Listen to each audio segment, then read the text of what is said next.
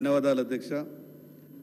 మా నియోజకవర్గం సంబంధించినటువంటి సమస్యల మీద ఒక 10 నిమిషాల సమయం అధ్యక్ష.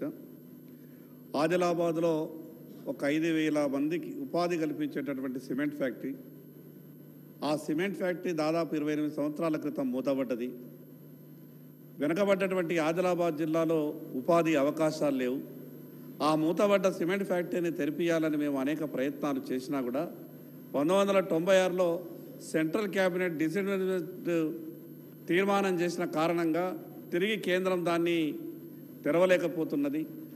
ఈ మధ్యనే మేము ఢిల్లీకి వెళ్ళి కేంద్ర ప్రభుత్వంతో అదేవిధంగా భారీ పరిశ్రమల శాఖ మంత్రితో మేము మాట్లాడినప్పుడు ఆ ఫ్యాక్టరీని మేము రాష్ట్ర ప్రభుత్వానికి ఇవ్వడానికి సిద్ధంగా ఉన్నాం.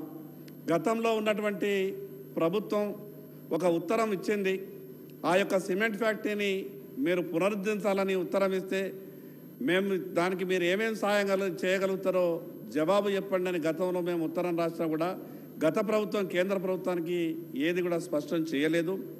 అందుకే మీ ద్వారా ప్రభుత్వానికి విజ్ఞప్తి చేస్తున్నా సార్. ఎందుకంటే వెనుకబడ్డ ఆదిలాబాద్లో ఉపాధి అవకాశం లేదు కాబట్టి రాష్ట్ర ప్రభుత్వం కేంద్ర ప్రభుత్వం ఇస్తానని చెప్తున్నటువంటి ఆ యొక్క సిమెంట్ ఫ్యాక్టరీని తీసుకుంటే 5,000 మందికి అక్కడ ప్రత్యక్షంగా పరోక్షంగా ఉపాధి కలగడమే కాకుండా ప్రతి సంవత్సరం ప్రభుత్వానికి రాష్ట్ర ప్రభుత్వానికి 1,000 కోట్ల రూపాయల ఆదాయం కూడా వచ్చే అవకాశం ఉన్నది. కాబట్టి ఆ విషయం మీద ప్రభుత్వం దృష్టి పెట్టాలని విజ్ఞప్తి చేస్తున్నా సార్. ఇంకో విషయం, మా జిల్లాని వెనుకబడ్డ జిల్లా, చదువుల తల్లి మా జిల్లాలో ఉమ్మడి జిల్లాలో ఉన్నప్పటికీ ఉమ్మడి 9 జిల్లాలలో ప్రతి జిల్లాలో ఒక యూనివర్సిటీ ఉంది.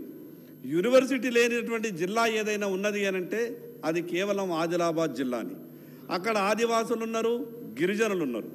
కేంద్ర ప్రభుత్వం ట్రైబల్ యూనివర్సిటీ మంజూరు చేసిన గతంలో చెప్పిండ్రు గిరిజనులు ఆదివాసులు ఎక్కువ ఉన్నారు కాబట్టి కేంద్ర ప్రభుత్వం మంజూరు చేసినటువంటి ట్రైబల్ యూనివర్సిటీని ఆదిలాబాద్లోనే పెడతామని చెప్పిండ్రు. కానీ తర్వాత ములుగుకు మారుస్తామన్నారు. కాబట్టి దయచేసి కొత్తగా వచ్చినటువంటి ప్రభుత్వమైన ఆదిలాబాద్లో యూనివర్సిటీని ఏర్పాటు చేయాలని విజ్ఞప్తి చేస్తున్నా సార్. మరి అదేవిధంగా సార్, ఎంత ఘోరం అంటే రాష్ట్ర ప్రభుత్వం నుంచి ఏదైనా ఖజానా నుంచి అభివృద్ధి చేయడానికి వెనకబడ్డటువంటి ఆదిలాబాద్ జిల్లాకు డబ్బులు వెళ్ళాలి. కానీ గత ప్రభుత్వంలో మాజీ ముఖ్యమంత్రి గారి నియోజకవర్గానికి గజ్వేల్కు ఆదిలాబాద్ మార్కెట్ కమిటీ నుంచి డబ్బులు తెచ్చుకున్నారు అధ్యక్ష. మరి అదేవిధంగా మాజీ ఆర్థిక శాఖ మంత్రి హరీష్ రావు గారి నియోజకవర్గం సిద్దిపేటకు ఆదిలాబాద్ నుంచి డబ్బులు తెచ్చుకున్నారు అధ్యక్ష. ఏం పాపం చేసినాము ఆదిలాబాద్ వాళ్ళం మేము అనుకున్నాం. అంతకన్నా ముందు ఉమ్మడి ఆంధ్రప్రదేశ్ ఉన్నప్పుడు ఆదిలాబాద్ మార్కెట్ నుంచి గుంటూరుకు నిధులు పోయినాయి. ఆ విషయంలో మేము మాట్లాడినప్పుడు మేమేమనుకున్నామంటే మన తెలంగాణ రాష్ట్రం మనకు వచ్చింది కదా, ఇంకా ఏమైనా హైదరాబాద్ నుంచి నిధులు ఆదిలాబాద్కు వస్తాయి అనుకున్నాం. కానీ ఆదిలాబాద్ రైతులకు సంబంధించిన నిధులు గజ్వేల్ ముఖ్యమంత్రి గారు ప్రాతినిధ్యం వహించారు, గజ్వేల్కు వెళ్ళినాయి. అదేవిధంగా హరీష్ రావు గారు మాజీ ఆర్థిక శాఖ మంత్రి వారి నియోజకవర్గంకి వెళ్ళినాయి. కాబట్టి వచ్చినటువంటి ఆ నిధులన్నీ ప్రభుత్వం వెంటనే ఆదిలాబాద్ మార్కెట్కు కేటాయించే విధంగా చర్యలు తీసుకోవాలని విజ్ఞప్తి చేస్తున్నాం. ఇంకొక విషయం సార్, ఆదిలాబాద్లో ఇరిగేషన్ లేదు సార్. మొత్తం వెనుకబడ్డటువంటి ప్రాంతం. కోర్టా చెనాక్ అనే ప్రాజెక్టును అక్కడ నిర్మాణం చేసారు. కానీ ల్యాండ్ ఎక్విజిషన్ 2.5 సంవత్సరాల నుండి ఏదైతే ల్యాండ్ ఎక్విజిషన్కు కావాల్సినటువంటి డబ్బులు కావాలని ఆదిలాబాద్ ఉన్నటువంటి అధికారులు, ఇరిగేషన్ అధికారులు ఉత్తరాలు రాసినా కూడా ఇప్పటి వరకు సార్ నిధులు కేటాయించలేదు. దయచేసి ఆ కోర్టా చెనాక్ ప్రాజెక్టుకు సంబంధించినటువంటి ల్యాండ్ ఎక్విజిషన్ నిధుల్ని వెంటనే కేటాయించాలి సార్. ఇంకొక ఘోరం సార్, గొల్ల కుర్మ సోదరులకు గొర్రెలిస్తామని గత ప్రభుత్వం 43,500 రూపాయల డీడీలు కట్టించుకున్నది. గొల్ల కుర్మ సోదరులు పాపం అప్పులు చేసి బాకీలు చేసి వడ్డీలకు తీసుకొచ్చి ఇచ్చి కట్టిండ్రు. ఆ కోట్ల రూపాయలు ప్రభుత్వం దగ్గరనే జమ చేసుకున్నారు. కానీ ఇప్పటి వరకు గొల్ల కుర్మ సోదరులకు గొర్రెలు ఇవ్వలేదు. దయచేసి కొత్తగా ప్రభుత్వం వచ్చినటువంటి ప్రభుత్వానికి మీ ద్వారా విజ్ఞప్తి చేస్తా ఉన్నాను. గత ప్రభుత్వం తీసుకున్నటువంటి 43,500 రూపాయలకు వడ్డీతో సహా గొల్ల కుర్మలకు చెల్లిస్తూ వాళ్లకు నగదు బదిలీ పథకాన్ని తొందరగా అమలు చేయాలని విజ్ఞప్తి చేస్తున్నా సార్. చివరిగా ఒక విషయం sir, Adilabad to Armoor via Nirmal కొత్తగా రైల్వే లైన్ కొరకు గత ప్రభుత్వం కేంద్ర ప్రభుత్వానికి ఒక ఉత్తరం ఇచ్చింది. 50% పార్ట్నర్షిప్లో మేము రాష్ట్ర ప్రభుత్వం భరించడానికి సిద్ధంగా ఉన్నాం, మీరు రైల్వే లైన్ మంజూరు చేయండి అని అంటే కేంద్ర ప్రభుత్వం రైల్వే లైన్ మంజూరు చేసింది సార్.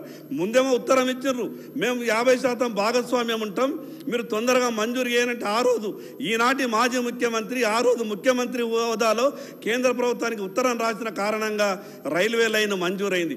కానీ కేంద్రం నుంచి ఇప్పటిదాకా 5 ఉత్తరాలు రాసినా కూడా రాష్ట్ర ప్రభుత్వం నుంచి సమాధానం లేదు. అందుకే కొత్తగా వచ్చినటువంటి ప్రభుత్వ పెద్దలకు కూడా విజ్ఞప్తి చేస్తున్నా, మీ ద్వారా ఈ ప్రభుత్వ ఆలోచన ఏమున్నదో తెలియజేయాల్సిందిగా విజ్ఞప్తి చేస్తున్నా. చివరిగా ఒకటి సార్, ఈ ముషీరాబాద్ నియోజకవర్గంలో గాంధీనగర్ డివిజన్లో స్వామి వివేకానంద బస్తీ మొత్తం కూడా అక్కడ దళితులు సార్.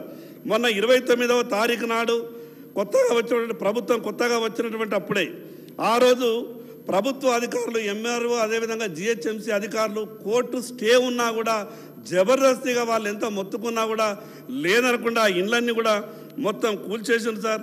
వాళ్ళకు ఆల్టర్నేటివ్ కూడా చూపించలేదు. దయచేసి అక్కడ ఉన్నటువంటి వాళ్ళంతా కూడా దళితులు కాబట్టి వెంటనే వాళ్ళు ఇంకోటి 15 రోజుల నుంచి వాళ్ళు రాత్రింబవళ్ళు అక్కడనే దీక్ష చేస్తున్నారు సార్. ఎవరు కూడా అధికారులు పట్టించుకుంటలేరు. వాళ్లకు ప్రత్యేక ఆల్టర్నేటివ్ ఏమన్నా భూమి అన్నది జాగన్న చూపించాలా, లేకుంటే ఉన్న జాగన్నన్నా కానీ కోర్టు ఉత్తర్వు ప్రకారం వాళ్ళకు అప్పగించాలని మీ ద్వారా ప్రభుత్వానికి విజ్ఞప్తి చేస్తున్నా సార్. నాకు మాట్లాడే అవకాశం ఇచ్చినందుకు మీకు ప్రత్యేకంగా ధన్యవాదాలు సార్. డాక్టర్ వంశీకృష్ణ గారు.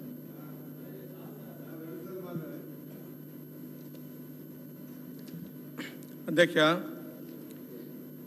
మరి ఈ ప్రభుత్వం వచ్చిన తర్వాత 2024, 2025 సంవత్సరానికి గాను ఓటాన్ అకౌంట్ బడ్జెట్లో వైద్య ఆరోగ్య శాఖకు 11